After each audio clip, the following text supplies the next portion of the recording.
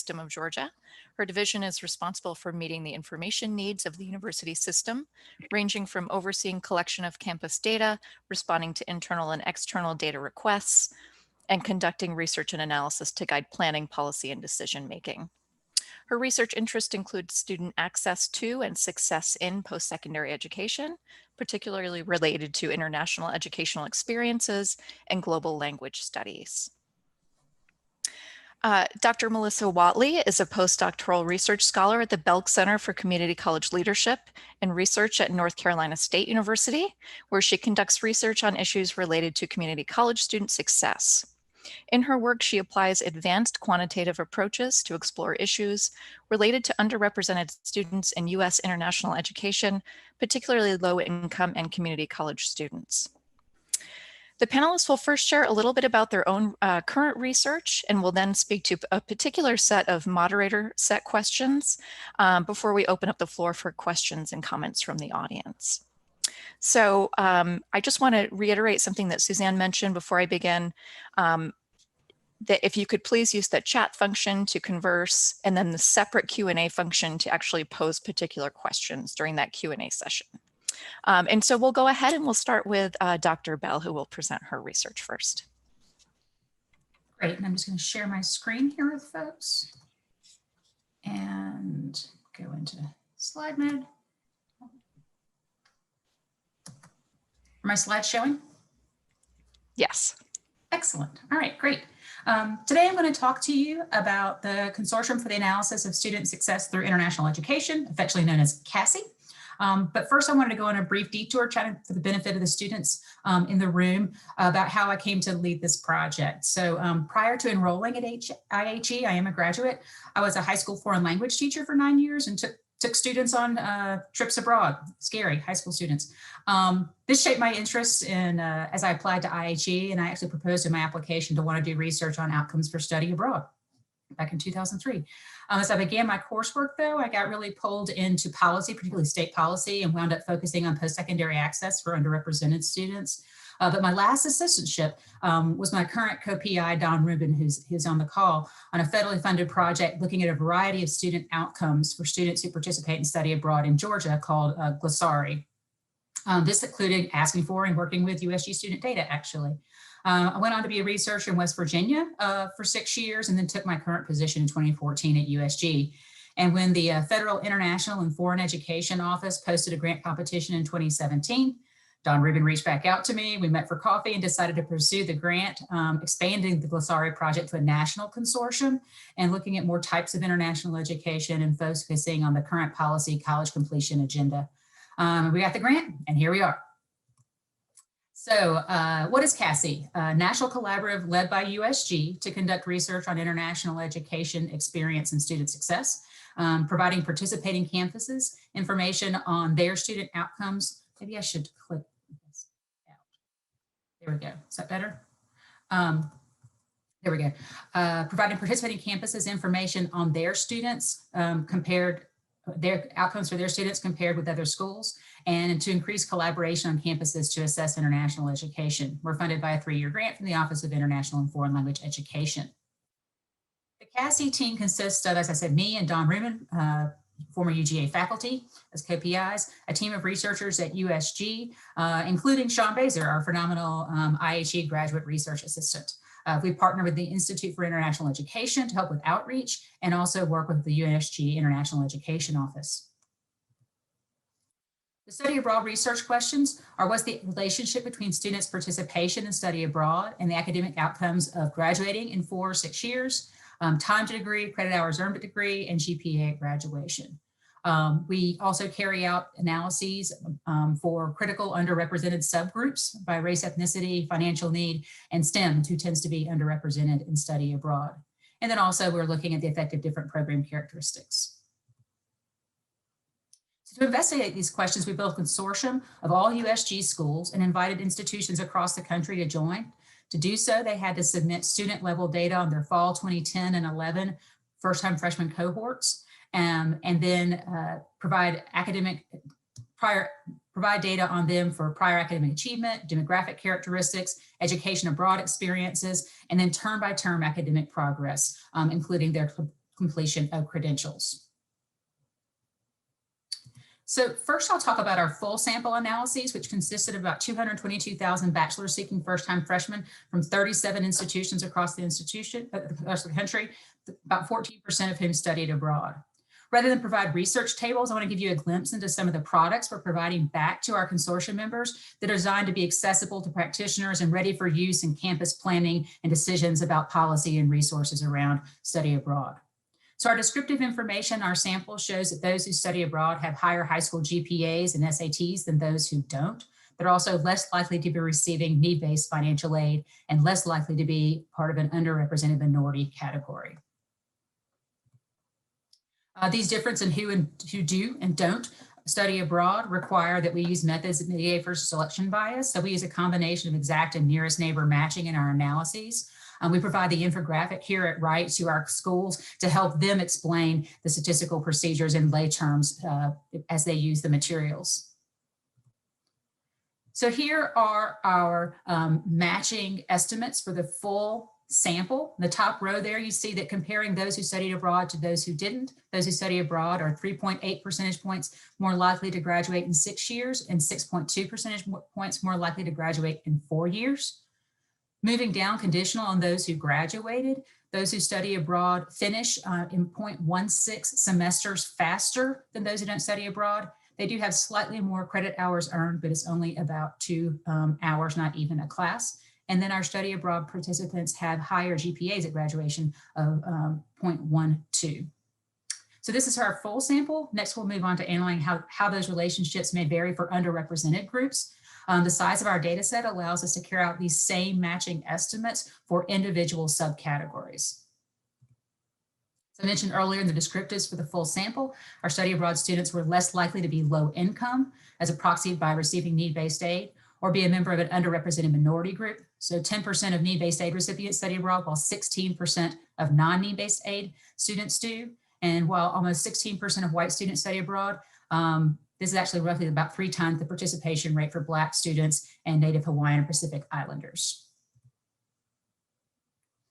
So these are the matching estimates, breaking it down on those populations. In the left column, we have the matching estimates for those who received need-based aid, comparing those who studied abroad to those who didn't.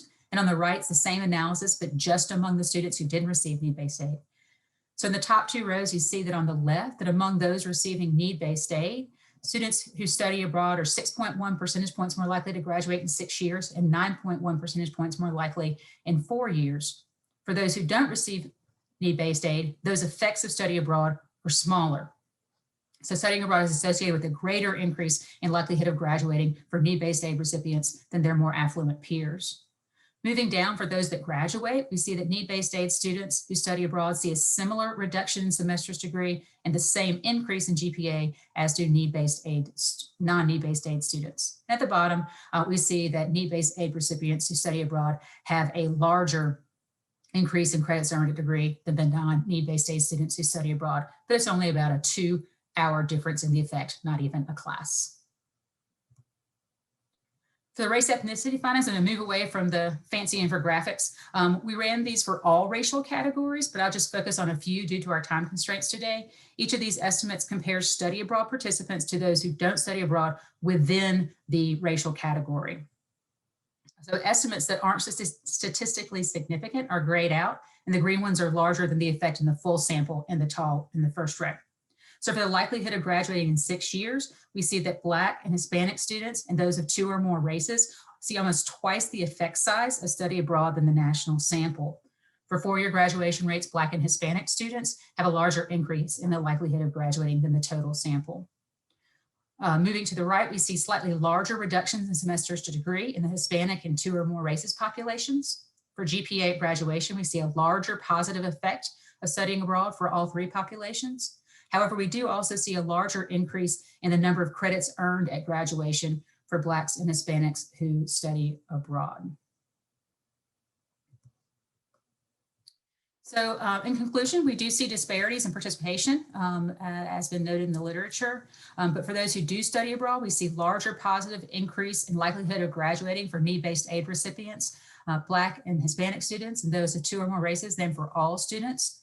We also see a reduction in time to degree, which is sort of contrary to, I guess, misperceptions clearly that people who study abroad take longer to graduate. We see increase in GPA at graduation for several underrepresented populations. This suggests that studying abroad can be a tool improving college outcomes for all students, but it also provides evidence to encourage participation in study abroad, especially among underrepresented populations, and also encourage us to remove barriers that prevent their participation. Thank you, and I'll post these slides in the chat, and so you can get the contact information. Wonderful. Thank you so much, Dr. Bell, and we'll turn it over to Dr. Whatley.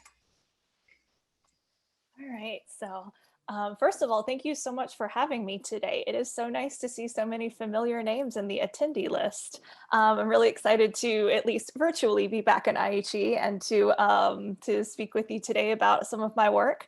For those of you who don't know me, I graduated actually not too long ago, although it feels like so much has happened since then. I graduated in May 2019 with my PhD from IHE, and as Dr. Stich said when she introduced me, I'm now a postdoc at North Carolina State University. And what I'm going to share with you today is some research that started out as part of my dissertation. So, hopefully this will give some of you an idea of how you take that dissertation work and turn it into a publication. I'll put in the chat now the citation for the study that I'm going to share for those of you who would like to learn a bit more. You'll see that Dr. Stich is also a co-author on this paper, and so I thought it was especially appropriate that I talk about it today since she's moderating our session. So a bit of background about this study. We know from previous literature, and as Angie also just mentioned in her presentation, that there are these huge disparities in who participates in study abroad along the lines of socioeconomic status, racial and ethnic identity, gender identity, parental education level. But what I was seeing as I was working on my dissertation research was that we know very little about what institutions are currently doing to address these disparities, and then perhaps what additional policies and practices could institutions adopt to improve access to study abroad for these underrepresented student populations. And so that was the broader overarching question with which I and later Dr. Stich and we approached this research project. This is a mixed method study. Part one was a quantitative piece, was the quantitative part of the study, and that is the part that is in my dissertation. So what I did when I did this particular analysis, I took IPEDS data and merged it with data from the Institute of International Education, data about the percentage of students from each institution that studied abroad. And at this point, I am forgetting which academic year it was. I think it was 2017-18. And so what I did with these data was I estimated a regression model that predicted the percentage of students that would study abroad from each institution based on a series of institutional characteristics and student demographic characteristics that I drew from IPEDS. And I ended up with a list, based on the residuals from the regression model of institutions that just had way more students studying abroad than would be expected. And then another list of institutions with way fewer students that's participating in study abroad than you would expect. And so what happened, I took, the top 10 and the bottom 10, if you will, from those two lists, and was trying to figure out, well, what might explain how institutions got onto these two lists? What variables was I not including in my regression model that maybe I should have, or whatever.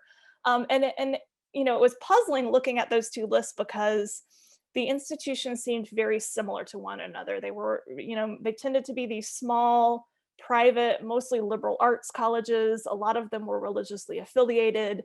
There was no clear institutional characteristic that really served to separate the two lists. I didn't look at the two lists and say like, oh yeah, that explains everything, right?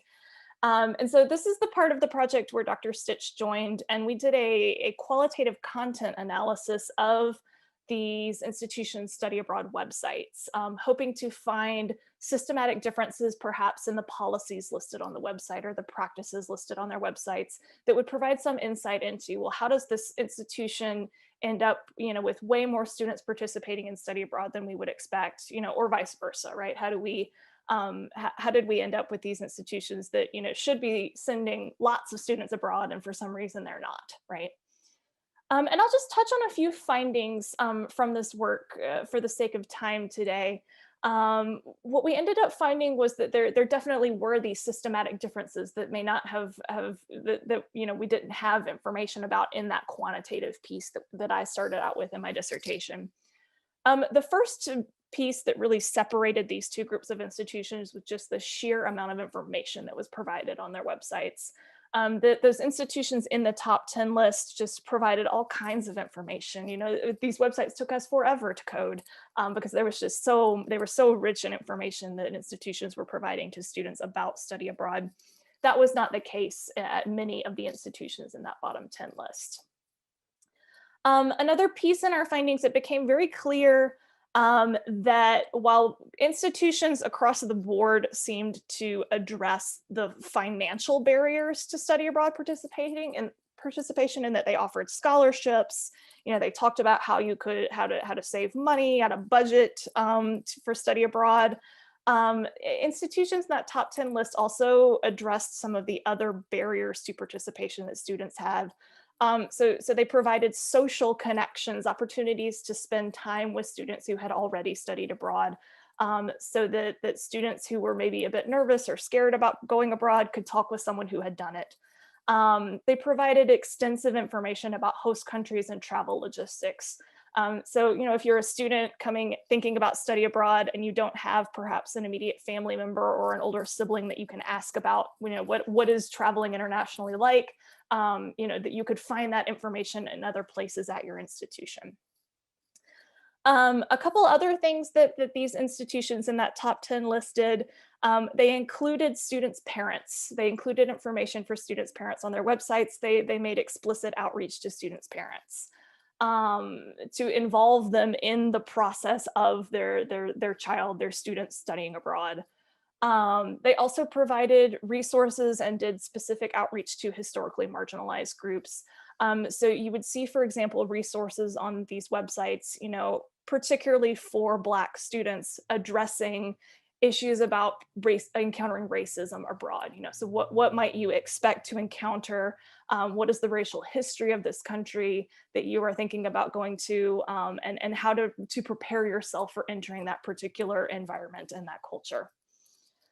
A final thing that we found was that in this top 10 list, institutions were offering more shorter term education abroad programs, and they were offering more faculty-led programs, which, you know, I see as important. Those short-term programs accommodate student schedules that may not be so flexible that they can go abroad for an entire semester or an entire academic year.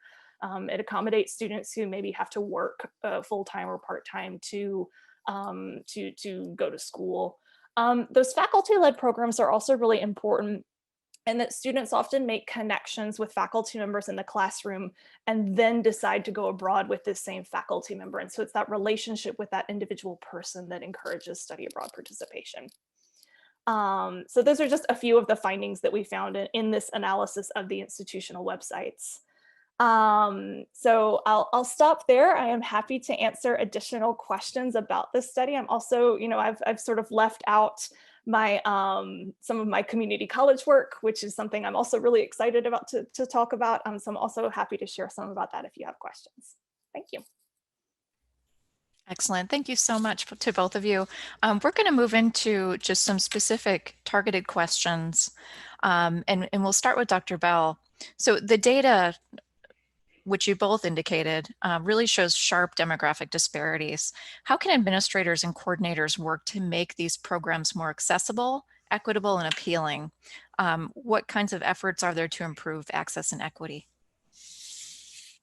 Thanks. I'm going to speak from a system perspective since I'm not at an institution, and you know, our analyses showed not just disparities in who participates within an institution, but some institutions just don't have opportunities. And it tends to be our less selective institutions which disproportionately enroll low income and minoritized racially and ethnically minoritized students. And so the USG has implemented an effort called USG Goes Global that creates a consortium across the whole system to increase the number and diversity and quality of faculty-led programs across the system. So someone at Little East Georgia State College may not have opportunities at their campus, but now they have access to system-wide opportunities to participate in study abroad. And the USG takes care of all the administration of these programs and leaves it for the faculty members to enhance the quality of them. And it also enhances equity across faculty as well. So if you do become a faculty member at Little East Georgia, you might not have an opportunity to study abroad were it not for the USG saying, we're recruiting faculty to lead these programs for all students across the system. So it alleviates the administrative burden on campuses, provides more opportunities to more students at different types of institutions. So I see this as a way that a system can engage to increase opportunities for all of its students. Wonderful. And we do have just a very specific question pop up in the Q&A from Justin Jeffrey. Sorry if he missed this portion of the data that you presented, but Dr. Bell, did you examine the intersection of race and need-based aid recipient status? Yes, and we find what you would anticipate finding, that students who are racial, ethnic, underrepresented minority groups are more likely to be receiving need-based aid. Excellent, thank you. We did not examine the sort of the interaction of the effect yet, so still more work to do. Excellent. And Dr. Whatley, did you want to follow up on that particular question? Well, I will actually address another question that has come in the Q&A that I've been looking at since it came in. So the question is, did either project look at incentives for out-of-state students to study abroad? So for example, if you are an out-of-state student and you study abroad, you may pay in-state tuition. Would this assist marginalized out-of-state students across institutions? I mean, the short answer for our study is that no, because all of the institutions on our list were private. So you don't have this in-state, out-of-state tuition differential. I mean, it is interesting in and of itself that no public institutions were on either of our lists, right, from our quantitative analysis. But we did not see any evidence of lower tuition if you study abroad, or certain students have access to lower tuition if you study abroad, or anything like that in our website analysis. I will add that the USG Goes Global program has a flat tuition rate for in-state or out-of-state students, so it could help to make that more equal. Excellent. So I'm going to follow that up with another data-related question. What are the challenges in accessing up-to-date data and relevant data to carry out research on education abroad? And what are promising practices in overcoming those challenges? I'll start first. As we were inviting our consortium members to participate, many did not participate because of the inability that seems to be common to link up that sort of administrative study abroad data with that broader set of student and financial aid and all those other data to carry out rigorous analyses. So many institutions just didn't participate because they couldn't put that together. It tends to be that student study abroad management software is intended for management and not for research. And so the data flows one way from the student information system into the study abroad software. So one of the things the USG is doing has helped the institutions create a system of course attributes that apply to each course that has a study abroad component, to say that it has a study abroad component, how long it is, whether it's a faculty-led program, et cetera, all these different sort of administrative characteristics of the program.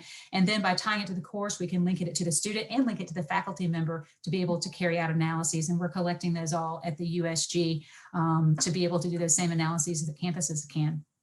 Amazing. Yeah, I mean, and I'll add, you know, and if you're new starting out doing research and study abroad, access to data is a big issue that you encounter pretty quickly. I mean, really, if you're looking at student level, if you want student level data, really the CASI and its predecessor, the Glossaria, are really the only two, you know, multi-institution data sources out there.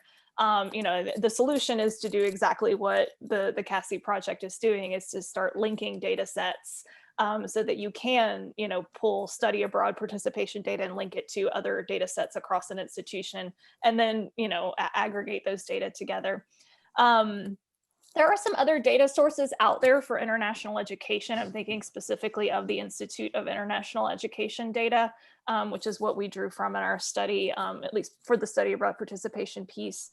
I will say those data are not without their issues. They are voluntarily reported. So if an institution doesn't report numbers for, international student enrollment is another variable that's in that data set, international student enrollment or study abroad participation, those sorts of things in a given year. It's unclear whether that means no students studied abroad or does it mean that the institution just didn't report that year. So it certainly doesn't come without its limitations, but that is another place to look for data. In terms of getting access to that data, I know there are some students in this session interested in doing international education research. The University of Georgia is a member of IIE's network, and as a student at a member institution, you get access to the data that is behind that login screen. I didn't know that when I started doing research on study abroad. I sort of stumbled into it. So there's a piece of information that hopefully will be useful to some of you. Chime in one more thing, that actually the CASI data set, part of what was written into our grant is that data set will live on and hopefully in perpetuity, and we're in the final year of our grant, and once we're done with it, we will be working to find means to make it available to other researchers to access de-identified of the institutional indicators to work with for their own research. So if you're interested in that, you can reach out. Fantastic. Thanks so much. I see another question pop up, but I'm actually going to hold on that one because we're going in that direction. So let me ask you first, how have your research questions evolved recently? Which might be related to the question that just popped up in our Q&A box. What new data or new inquiries would you like to see explored? Start wherever you'd like. So I think that where we need to go in our research, we have done separate analyses on study abroad program characteristics, length of programs, language taught, who the provider is, et cetera, and have findings there. But we need to do sort of the intersection of those that look at equity issues within that. Are we finding that underrepresented students are having qualitatively different experiences that may lead to different outcomes if we examine that interrelationship? But also there's these new experiences that we need to look at. We need to be looking at not just study abroad, but also service, research, and internships abroad that are part of higher education opportunities for study abroad. And then outcomes beyond college. I think people are very interested, okay, that maybe this increases your likelihood of graduating, but what does it mean? We're always being asked at the system office about those the outcomes in terms of what do students accomplish once they leave our four walls and head out into the workforce and communities. So those are some things that we'll be trying to tap into in the future. Excellent. And I mean, in response to that question, from my perspective, I'd like to take a step back and I'll speak to international education more broadly. So we'll take a step back from study abroad. In international education, particularly in the past, maybe decade or so, we've almost had this laser focus on international mobility. So whether that's students studying abroad for shorter periods of time, like what we've been talking about today, or students studying abroad for their entire degrees, right? So that would be what we would refer to as international students here in the United States. We've had this really laser focus on particularly student mobility and to a lesser extent, researcher mobility, going abroad to conduct research. And I think the pandemic has provided us with the opportunity, and I'll say the opportunity to pause and reflect on why we care so much about mobility. What is it that we think students are getting out of these opportunities that they aren't getting on their home institution campuses? And how might those opportunities be provided in other ways that, are perhaps more accessible to students? Students who either can't or choose not to be internationally mobile, and in ways that are better for the environment, right? And right before the pandemic started, there was a big conversation, particularly in the study abroad world, that was starting to happen about, the negative impact of what we do every day on the environment, right? So if we're just increasing mobility, we're increasing airplane trips, we're increasing emissions, it becomes an issue. And so, I think to answer that question, I think if you're going to conduct research in international education, you can't ignore the impact that the pandemic has had on international education. It is there. It has forced operations to stop in many respects. At the same time, we know very little about what students get out of these non-mobility experiences. And I'm thinking particularly about things like globalized curricula, virtual exchange, virtual study abroad, which I sort of laughed at that when I first saw that it was a thing that people were doing during the pandemic. And then I actually participated in a pilot virtual study abroad. One evening I went to Italy and it was great. And so, it was so cool. So I'll take back my initial negative reaction and say, that I think there probably are things that students get out of those experiences. But we don't know what those are. There's very little research out there about these opportunities. And so, a first step is to maybe get a better idea of what students are actually learning in these virtual or globalized, internationalized at home experiences. At the same time, and maybe I'm jumping ahead a little bit in our conversation, I worry that on the back end of the pandemic, when study abroad, and I'll go back to study abroad now, is something that students can do again, I worry a bit that we end up with a stratification of opportunity where students who can afford to study abroad, and the students who can't afford to study abroad participate in virtual exchange or in a similar experience. And we say, okay, well, now all students have access. But one experience is providing something very different from another. And that's not to say that study abroad provides a better experience than virtual exchange, but I think the assumption might be there that study abroad is in some way better than these other international experiences. And so I hope that we will keep focus on providing maybe different experiences in different kinds of experiences, but experiences that best address students' learning needs rather than based on their economic needs, for example. Mm-hmm. And Dr. Bell, did you want to add to the discussion on kind of pandemic-related issues? Yeah, absolutely. I think, as we emerge from the pandemic, I think that we would be missing an opportunity if we didn't take the research findings that we have to craft our narrative coming out about why study abroad is important. So to be able specifically to say, and to go to the topic of our panel today, as the benefits of study abroad, what those benefits are for student success in terms of marketing our programs to students, advocating on campuses for resources, broadening opportunities. I think that we also have an opportunity, and this is sort of out of the data sphere, but we also have an opportunity to rebuild portfolios. So we're shut down for right now. So we have a time to think more rationally about what types of programs and offerings should we be providing to students. And if we know that that minoritized students are looking for opportunities that seem that appeal to their interests, maybe more so than certain things that have been traditionally offered, we have that opportunity to rebuild our portfolio and make our portfolios more diverse to attract a broader spectrum of students to participate in those programs. It's an opportunity to step back and think about what we really want to accomplish and need to accomplish to provide equitable opportunities, and to build that up. We have a pause, and we need to use it as an opportunity and not just lemons, as someone put in the Q&A. That's right. How do we make lemonade?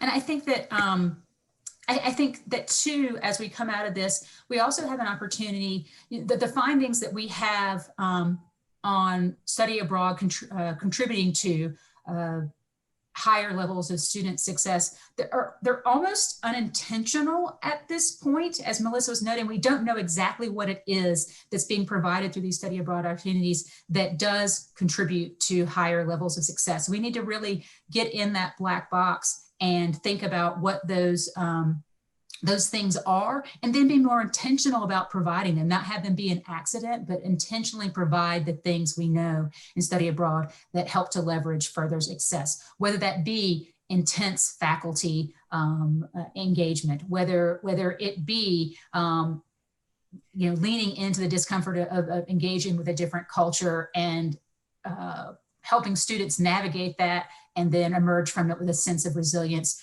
and betterment that helps them and handle future challenges. So just sort of leaning into connecting study abroad to our student success efforts, and instead of letting it just be a happy accident that this is helping students succeed beyond their experience.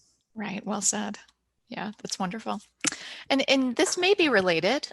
We have a question from Jacob Kelly about students with disabilities who study abroad, and maybe there's greater access because of the pandemic. Maybe there isn't. Can you speak to that at all? Do we have data on students with disabilities specifically? Do you have any thoughts on that? So like most data on study abroad, that data would come from individual institutions. And I am sure that some institutions do keep track of disability status pretty well and in a way that could be merged with study abroad data pretty easily. But, I mean, similar to what the CASI project is doing, that would involve offices working with each other across campus, Mm-hmm. right? So while the data may exist, they probably exist in two different buckets, if you will, right? I will refer you to Diversity Abroad, which is an organization that is intended to promote diversity in study abroad. That is their goal. Diversity defined very broadly. They have, and I don't know if this initiative is still ongoing. I know that this was an initiative that they had a couple years ago. Focusing specifically on students with disabilities and study abroad. They had a working group that was focused specifically on students with disabilities. So you might look there to see what sorts of resources they have. I mean, I will share there's very little research on students with disabilities abroad. Right. I think in the lit review for my dissertation, I maybe identified 2 or 3 studies. I'm not aware of any that have come out since then. So. Right. Our data set does not include disability status. It is very intentional, Melissa, that those data sets sit in different places for privacy concerns, and it is difficult to get them to merge together. We don't collect any disability data at the USG from our constituent institutions at all. It stays at the campus level. So yeah, that really is a challenge to dig into. Interesting. Dr. Morris has a question about distinctions between undergraduate and graduate level study abroad opportunities. Can you speak to that at all?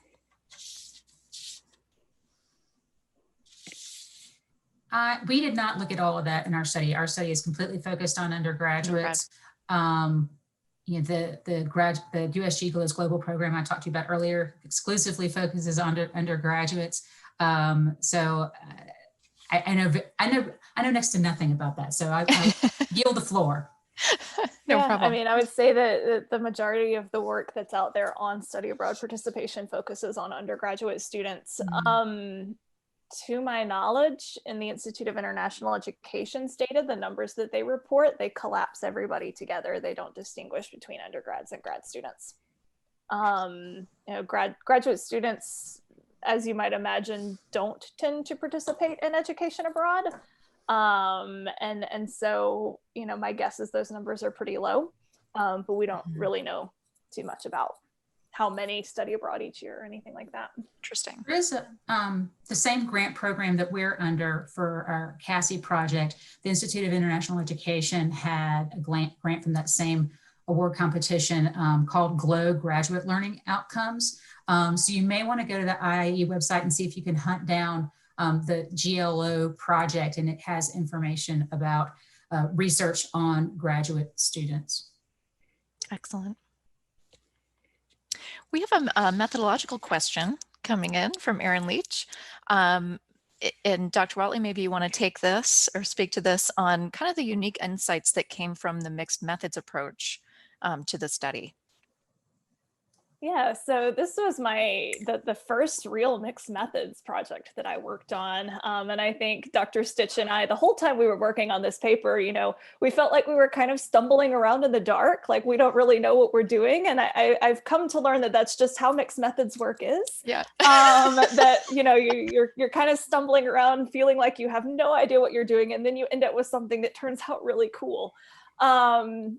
And I think we both felt that way throughout the whole process of doing this study. Absolutely. I mean, the piece, I mean, to speak more directly to your question, this is a mixed methods piece, and it has to exist as a mixed methods piece.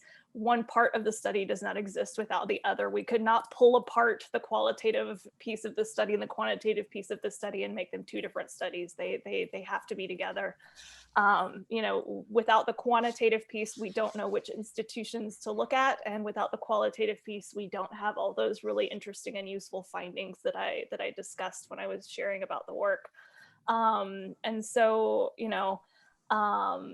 I would say, I mean, unique insights came from both pieces of the study, right? So we have to be able to identify which institutions we really care about, which ones are we looking at, which ones might be the most useful to analyze for the qualitative piece. And then for the qualitative part, that's where we get the really practical application of the work. So, and Dr. Stich, if there's anything you want to add? No, I think that was well said. I would just reiterate and emphasize the stumbling around bit.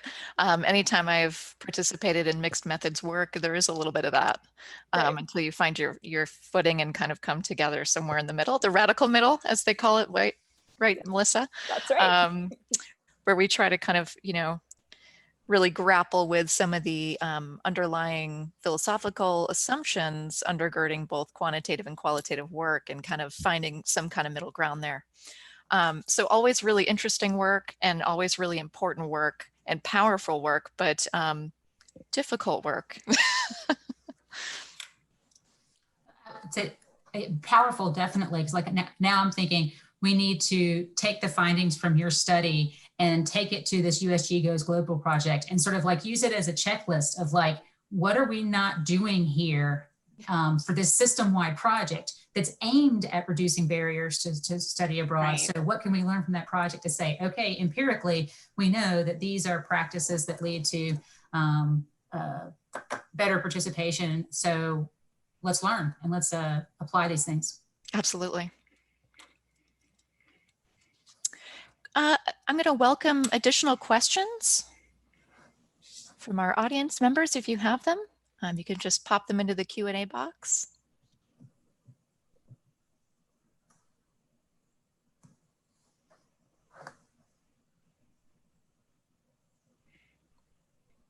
And while we're kind of waiting for additional questions, I have kind of one remaining that I'll just pose to both of you. So as we grapple with tight budgets everywhere, right? What pieces of your research do you find most compelling and important for someone looking at bottom lines to really think about and to know? What would be your kind of fun study abroad elevator speech? I don't know that I have it like down to an elevator speech, but the bottom line is we're about educating students, and ultimately they're served best if they earn the credentials they came into our institutions seeking. We have a practice that empirically we are showing improves those outcomes. So it behooves the institution to invest in and promote those practices here, study abroad, that promote student success. And not only that, but we have even larger impacts on underrepresented populations, underrepresented both in the study abroad as well as underserved historically by our institutions in terms of completion. So we can use the evidence we have to say that we need to leverage our resources in order to enhance opportunities for these students, both for the equity and opportunity, as well as to contribute in equity and outcomes. Wonderful. And I guess I'll add to that. I think that's a challenge for international educators right now is showing why what you do is important. And I mentioned earlier, that we've had this sort of laser focus on mobility for such a long time. And there has just sort of been this assumption in place that it's good, right? That it's good for students or it's good for the world or whatever. And I think that international educators are finding themselves in a place now where they have to show that it's good. That ends up being a bit harder to do than maybe people were anticipating, right? Sure. At the same time, I will say, the pandemic, has caused these economic issues, these financial issues where we're talking about cuts at institutions of higher education. There's budget cuts across the board. The pandemic also has highlighted how connected the world is, right? This is a global issue. This is a global pandemic. It's not specific to a country or a continent or anything like that. And it will take a global solution. And so collaboration across international borders can't go away anytime soon. It's not going away anytime soon. And that is perhaps maybe one of the best arguments for international education, right? That if we don't participate in education internationally, then we are also not connected to those solutions as we need to be. Sure. Excellent point. So we do have another question coming in. For those students who see their careers grounded in an institution-based institutional research office, what's been learned about quote unquote best practices from these projects? So basically I'm an IR person at a system office, not at a campus. Right. Never has an institutional research office been more important in the history of higher education. Data is being demanded to answer all of the salient issues pressing in higher education right now. So first of all, be proud of where you sit. That's awesome. Best practices. So as Melissa has spoken to it a couple of times, this siloed data. To the extent to which you as an institutional research office can build skills and advocate for merging those data sets and bringing them together. This takes some data governance work in order to standardize data definitions. It takes some privacy work to make sharing across those offices palatable to people in those separate offices and to want to participate. But working to merge those data sets has immense power to be able to speak to the effectiveness of the different initiatives going on in your campus. So we're speaking today about study abroad, but that is true, I'm sure, of all kinds of student experiences or faculty experiences that you in the institutional research office have the skills, and it is your job to do this type of inquiry. So to bridge that space between siloed databases to be able to speak more authoritatively about the impact of these experiences is really, really critical role right now. Excellent. Dr. Whatley, anything to add on that in particular? Well, I'll turn to another question that has come in. So Justin has asked about, and we'll continue to talk about silos, but a different kind. What ideas do you have for leveraging study abroad opportunities to actually enhance international education as a whole, rather than keeping things isolated and in silos? So unfortunately, the trend has been that study abroad has continued to isolate itself from the larger international education conversation, and is often allowed to do so as a result of the way institutions prioritize and reward study abroad success. So things like outbound student numbers. And I think that comes back to what I was saying earlier about the pandemic forcing us to pause and really reconsider why do we exist, right? Why does study abroad exist? Those outbound student numbers this academic year are going to be essentially zero, right? So no one is getting rewarded for study abroad participation this year. And it is a perhaps not exciting for many people. Exciting for me as someone who researches this area and doesn't, get paid to organize study abroad programs anymore. It is exciting to see the opportunity that the field has right now to pause and reassess, right? And I think that brings us back to other areas of international education that we've perhaps been ignoring in privileging study abroad. So, you know, well, if the purpose of study abroad is to build intercultural competency among students, well, can they do that at home by interacting with international students? Can they do that at home taking courses that have been globalized? Can they do that at home in a virtual exchange kind of situation? And that almost forces study abroad to become part of the broader international education conversation. Mm-hmm. Excellent. We have a really interesting question here about the rise or perceived rise in populism and nationalism and how that affects this kind of work, both on the research side and on the federal funding and programs offered.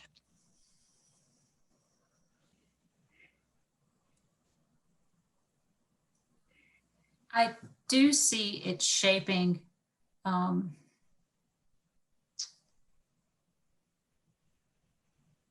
give me a second, thinking as I put words out there. I mean, I definitely see that there will be an impact, not just in terms of actual policy, but as there is this rise in populism and nationalism, the people who are in leadership positions on boards for institutions, for example, may increasingly bring with them those perceptions. So I think that points to the ever increasing importance of the work that we're doing, that speaks to the tangible benefits of international education. And as Melissa and Justin Jeffrey's question point out, not just study abroad, but other aspects of international education as well. So I think that it just ups the ante for us to provide as much empirical evidence of the positive benefits for all students of increased internationalization and in particular for today's topic, study abroad. Yeah, I mean, and I'll add, you know, Angie, you mentioned the positive impact of international education, of things like study abroad. Also the negative impact. That is an area for future work that I would really like to see become better developed. We don't know a whole lot about what the negative impact might be.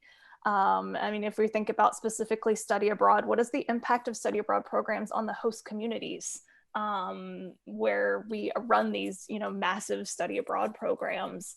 How does that impact the host community, and is that good, right? You know, if we're thinking specifically, you know, going back to Julianne's question about populism and nationalism, thinking about the experiences of international students who come to the United States during this particular political moment. What are their experiences like, and is that good, right? I think, I mean, I keep going back to this point about we've assumed that international education is good, and I don't think we can make that assumption anymore.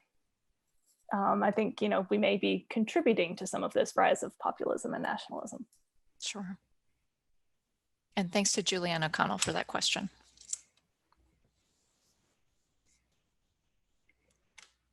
Okay, I think we still have time for a couple more. If you want to go ahead and just enter those questions into the Q&A box.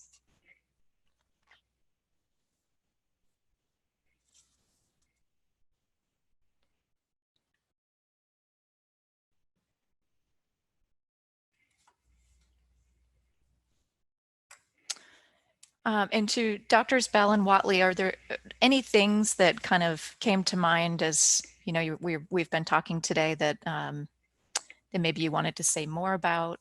Some things maybe you've processed since they were asked. One thing I wanted to add is I left out in our areas of future research that the second prong of the CASI work is looking at outcomes of students who participate in taking world languages in college, and same outcomes as we're looking at for study abroad. Certainly world language departments and faculty are under fire these days. And so again, it's important that we understand those dynamics and relationships to student success. And that's the area of the project that we're in right now.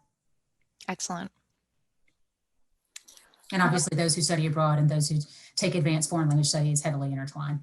Right. Well, and I will mention maybe as, my last bit here that I mentioned earlier, I'm happy to talk about my community college work, and I never did. Community college international education looks very different from four-year institution international education. We've spent a lot of time talking today about inclusive policies and practices and how can we open up opportunities to students. Almost by default, community college international education has to be inclusive. It has to provide access. I mean, that's open access is part of the mission of the community college just in general. And it's not just open access to the institution, it is also open access to the opportunities offered by the institution. And international education is one of those opportunities, whether that is study abroad or other international opportunities. And so, I always say this, if a four-year institution is looking to make their policies and practices more inclusive, they need to look at what the community college down the road is doing. We see really innovative stuff happening at community colleges, not the least of which may be because they exist on very limited budgets. Right. And so, I'll just put a plug in there for the community college international work that is happening. It offers a great example for people who may be, located at four-year institutions. Excellent.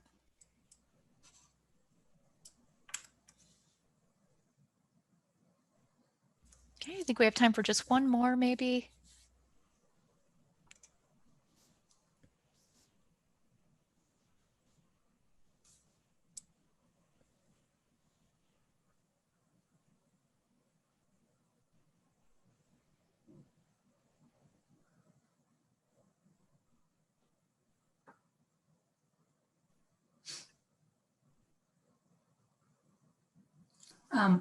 Just random thoughts or to my Great.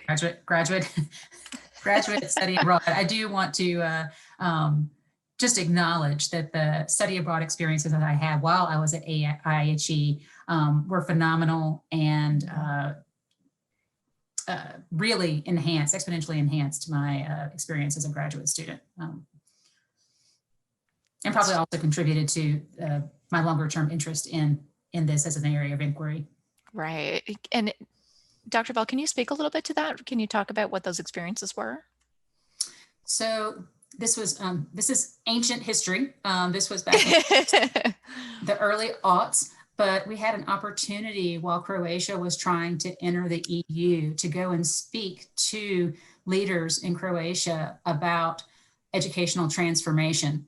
And as you probably noticed today, I speak very fast. And so when I was trying to present to these Croatian leaders, they actually stopped me and were like, slower, please.